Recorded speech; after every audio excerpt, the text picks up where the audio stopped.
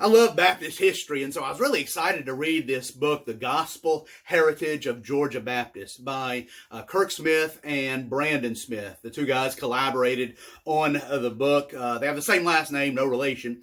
But it was a great book. I really enjoyed it and wanted to recommend it to you. Let me tell you a little bit about the book. Well, their main premise, I'll go ahead and tell you their main premise, their main hypothesis that they set out to prove and do a masterful job at proving it, is that it's very simple, that early Georgia Baptists, early Baptists in the state of Georgia, were Calvinists. That's their main premise, and they set out to prove that. And the reason why that's important is because there's an ongoing myth that continues to raise its head every once in a while, that Baptists were not historically Calvinists. And that's just not true. They were, especially Southern Baptists in the United States. And so they set out to prove that. And the myth doesn't persist all that much with people who are well read, because of books like this, and books by Tom Nettles and others have pretty much expelled that myth. But I'll tell you where it kind of comes from, and it's sort of a modified one, that there's this mythology that some Southern Baptists were Calvinists, but the good guys were not. Well, that's just not true. I'll tell you where that myth comes from. One of the places that it comes from is, and I'm not afraid to name names, I'll go ahead and say it, Dr. Paige Patterson. Paige Patterson, and don't get me wrong, I like Paige Patterson. I don't agree with him on everything, of course, especially soteriology. He is not a Calvinist, but I like Paige Patterson. I personally think that Southern Baptists owe a great debt of gratitude to Paige Patterson and all that he did with the conservative resurgence and all the rest. I'll go ahead and state on record that I think what they did to him at Southwestern not too long ago was not good. I think that was a shame, what they did. Basically, they fired Paige Patterson from Southwestern for the same reason they hired him. They hired him because he's a fireball. He's a loose cannon. You never know what he's going to say, and he's going to do things that, are kind of, uncouth and everything else. But that's why they hired him, and that's why they fired him. But anyway, to the point of that's on the table right now, because of the book, Paige Patterson has used to say, and this is going back years and years, he used to say that Southern Baptists basically are a river with two streams flowing into it. The Charleston tradition was one stream, and the Sandy Creek tradition was another stream. And that's true. That's true as far as it goes. But then when he started to characterize these two traditions, he would say that the Charleston tradition was more urban, it was more formal, it was more educated, they were Calvinists, and all of that is true. All that is true. And then he would compare that to, or contrast that to, the Sandy Creek tradition that he would say was more rural, more informal, more in the frontier, more revivalistic. And that's also true. Both of those things are true. But the problem came in when he sort of leave the impression that the Sandy Creek tradition was revivalistic, which is true. You got to understand, when we use the word revivalistic in referring to the Sandy Creek tradition, it's sort of along the lines of, if you've ever read the book, let me just recommend the book by Ian Murray, Revival and Revivalism. Don't think that they were exclusively evangelistic. And that's kind of what Paige Patterson kind of makes it sound like, that the Sandy Creek tradition were evangelistic. They wanted to get people saved. They wanted to preach the gospel. And the Charleston tradition, they were Calvinists. And of course, the mythology that he's building upon there is that Calvinists are not evangelistic. And so they're sort of stuffy and all academic and stuck in their ivory towers and all the rest. And so he kind of makes this contradiction. And then when Southern Baptists today hear that, they say, whoa, which one do we want to side with? The stuffy formalists that don't want to get people saved, don't want to preach the gospel, and don't want to see any evangelism take place, or the ones that were revivalistic and on the frontier and all the rest. You see what I'm saying? And the problem is that contrast is bogus. That is not true. That's not how it worked. The truth of the matter is the Charleston tradition was also very evangelistic. They preached the gospel. Their churches were growing. They wanted to get the gospel to people. They preached the gospel and wanted to see people come to Christ. They were very evangelistic. And as well, the Sandy Creek tradition was Calvinists. They were also Calvinists. And so you see this dichotomy between, the Charleston tradition were Calvinists, but the Sandy Creek tradition, they were evangelistic. If there's no but, they were both evangelistic and they were both Calvinistic. All early Southern Baptists were Calvinists. And that's really the point that Kirk Smith and Brandon Smith are making in this book, especially in regard to early Georgia Baptists. And so let me kind of dive into the book itself and sort of how it's formatted.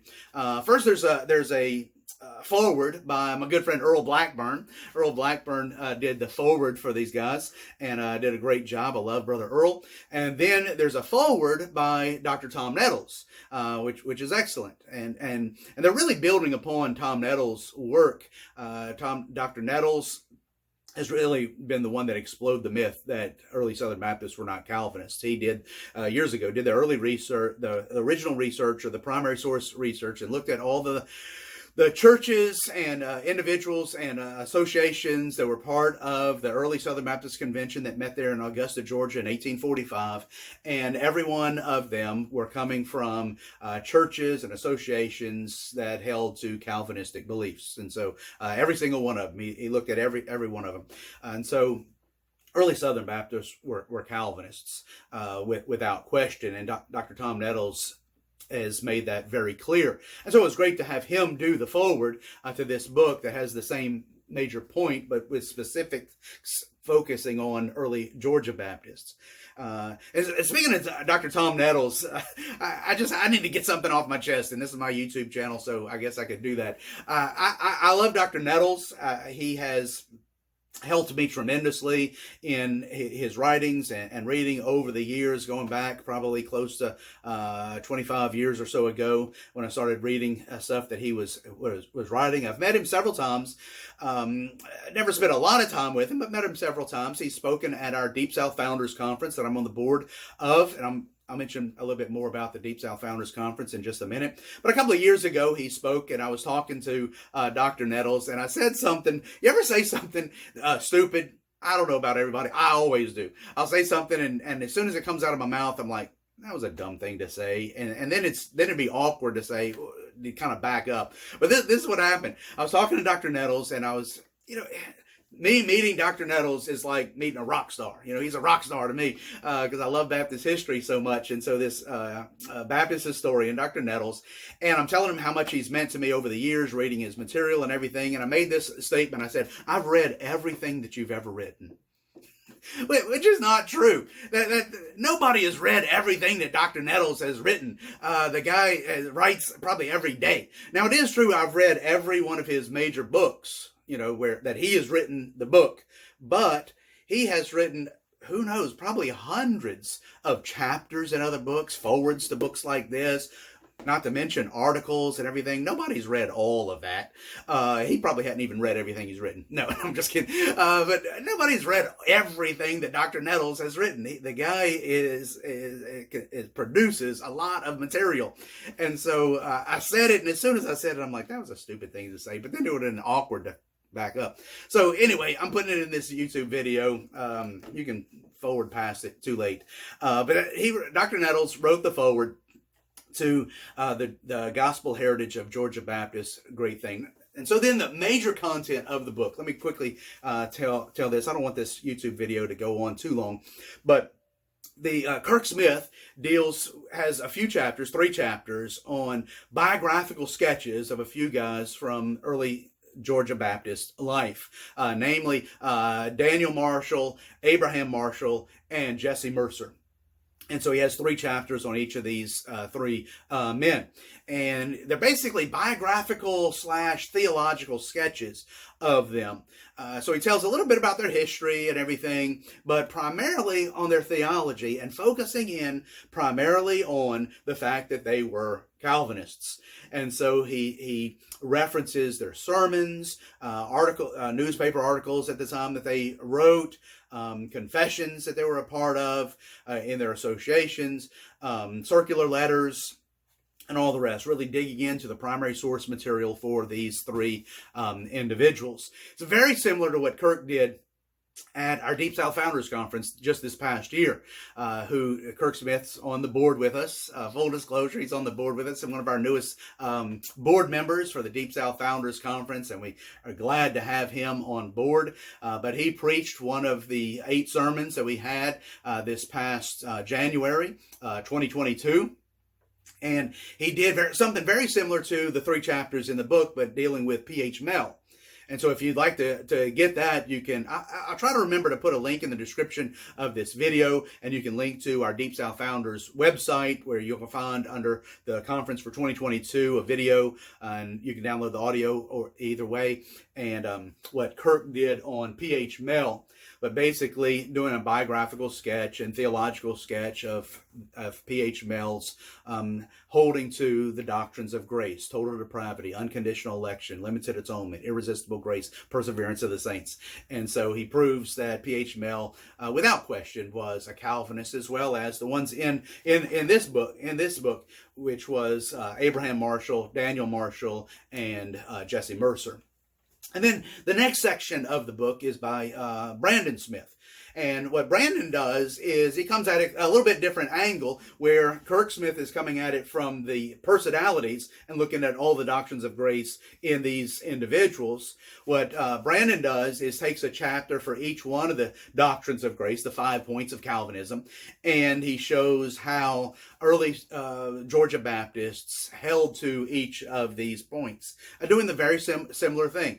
He's dealing with the primary source material.